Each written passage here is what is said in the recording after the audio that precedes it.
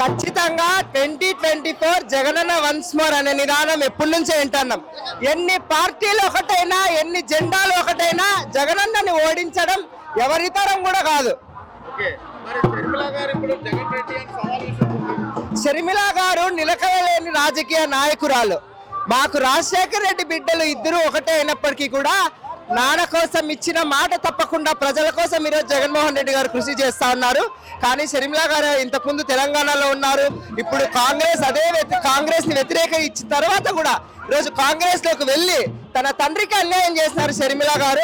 ఆమె ఒక నిలకడ లేని రాజకీయ నాయకురాలు లాగానే మనం చూడాలి.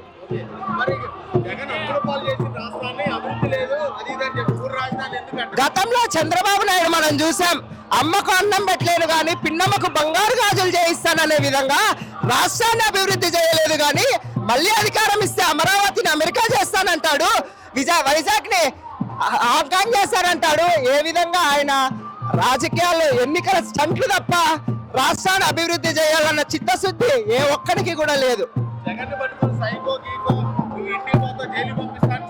ఇప్పుడు చంద్రబాబు నాయుడు మొన్న బెయిల్ మీద ఎట్లా బయటకు వచ్చినాడండి? ఎన్ని స్కామ్లు చేశాడు చంద్రబాబు నాయుడు. స్కిల్ డెవలప్మెంట్ అంటూనే వాడి స్కిల్ మీద బండబడ వాడెన్ని స్కాములు చేశాడు.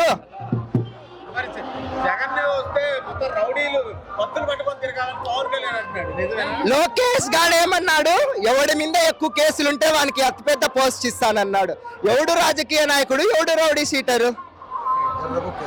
రెడ్ బుక్ పట్టుకొని అందరి పేర్లు రాసుకున్నాను, నేను అధికారంలోకి వస్తే అది చేస్తాను ఇది చేస్తానని ఇప్పుడే బెదిరిస్తున్నవాడు ఎవడు రాజకీయ నాయకుడు, ఎవడు రౌడీ షీటరు?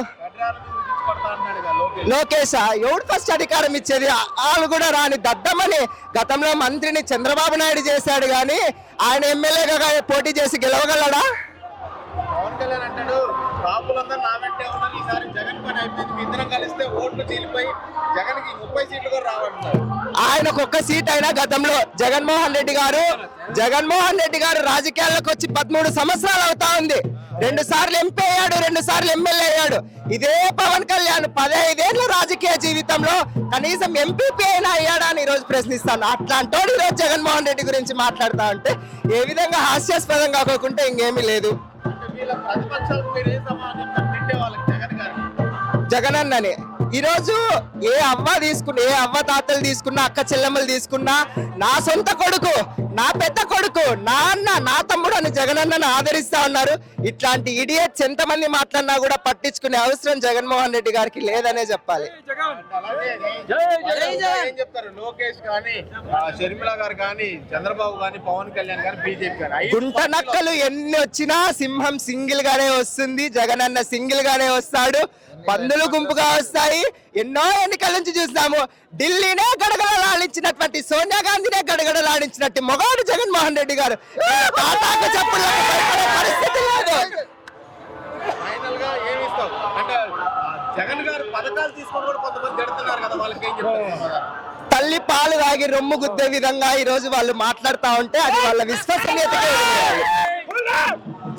అలాగే పథకాలు ఇచ్చి జనాల్ని సోమరిపోతులు చేస్తున్నారని చంద్రబాబు అన్నాడు. మీరు సమాధానం? ఈ రోజు చంద్రబాబు నాయుడు మినీ మేనిఫెస్టో చూస్తా ఉంటే అందరికి నవ్వు వస్తా ఉంది. ఎందుకంటే జగనన్న ఇచ్చిన సంక్షేమ పథకాలతో రాష్ట్రం అప్పుల పాలైతా ఉంది, లూటీ చేస్తా ఉన్నాడు రాష్ట్రాన్ని అంటున్నాడు కదా.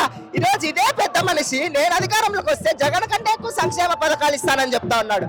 దీన్ని ఏ విధంగా చూడాలి మరి?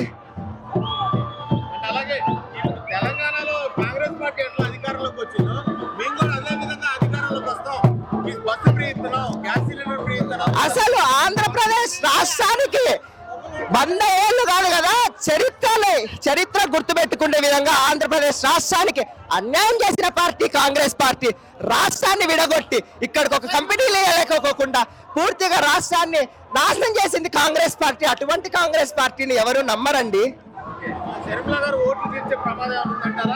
షర్మిల గారు ఎవరు వదిలిన బాణం అనేది మనందరికీ తెలుసు.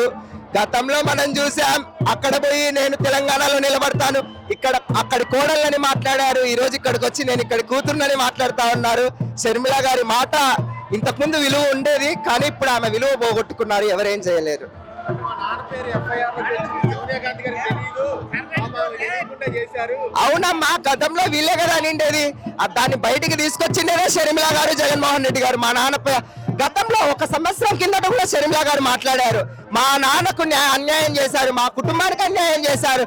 కాంగ్రెస్ పార్టీ రాజశేఖర రెడ్డి గారి పేరుని ఎఫ్ఐఆర్ లో పెట్టింది. రాజశేఖర రెడ్డి గారికి రాష్ట్రాన్ని చీల్చే ఉద్దేశం ఉందని ఆమె చెప్తుంది, ఉద్దేశం లేదని ఆమె చెప్తుంది. ఆమె మాట మీద ఆమెకి నిలకడ లేదు ఫస్ట్.